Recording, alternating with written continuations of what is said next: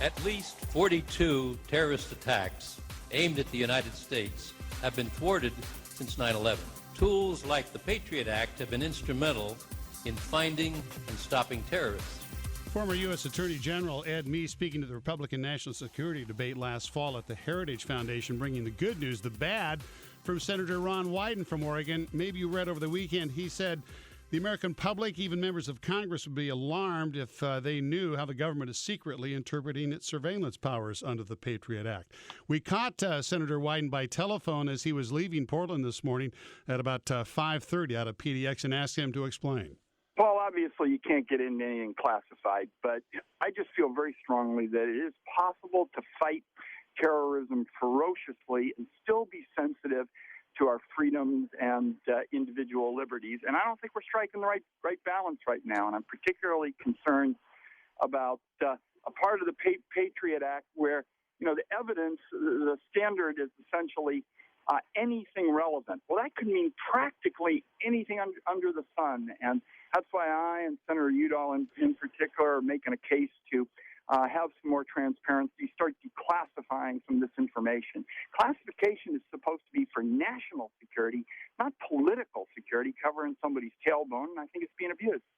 You raised a red flag. What kind of response have you received? Are there a lot of people with you on this or not?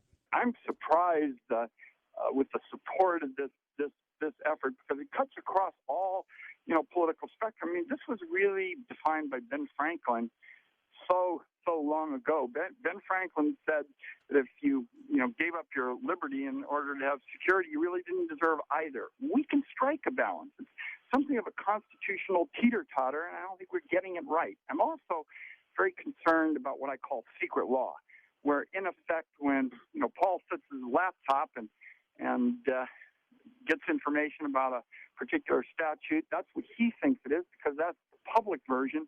And then the way the executive branch interprets it is very different. And I think we've got to keep operations secret because our courageous people in the intelligence field deserve to know what they're doing is protected. But the law and the interpretations of it ought to be public. So Senator Udall and I are tackling both the Patriot Act and secret law.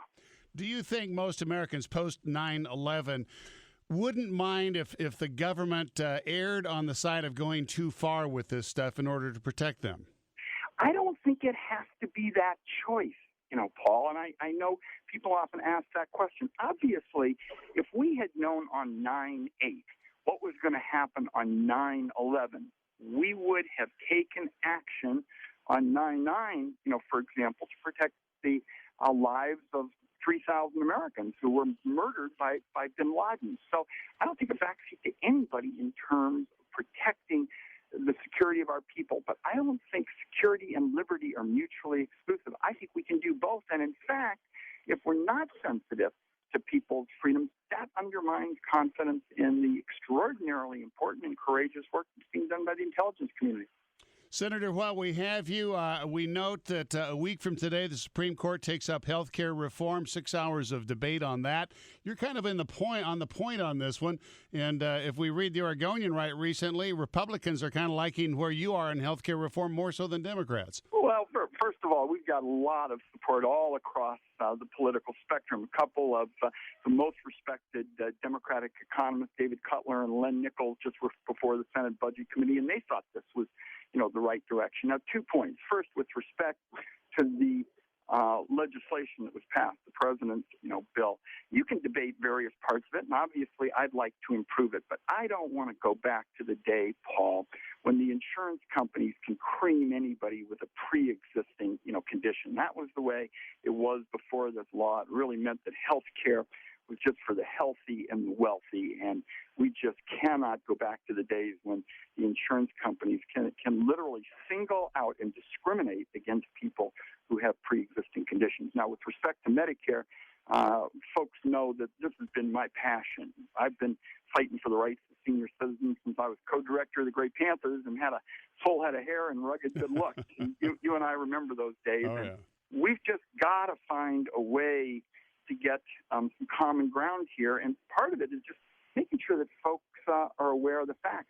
People often say in your business on the news that Medicare is a government, run program, single payer government run program. Well, in the metro area, more than half of the senior citizens, more than half of the older people get their Medicare through a private plan, something like Kaiser or Providence, or they have a Medigap plan. So what I want to do is get the best possible deal for seniors who use traditional Medicare, where government pays doctors and hospitals, and I want to get the best deal for the seniors who make the choice to go with one of these private plans. And as I say right now, currently, more than half of our senior citizens are choosing the private sector for their Medicare. Senator Ron Wyden, will leave that discussion for another day, let you get on the plane. Thanks for talking to us this morning. Let's do it again soon, Paul. You take care.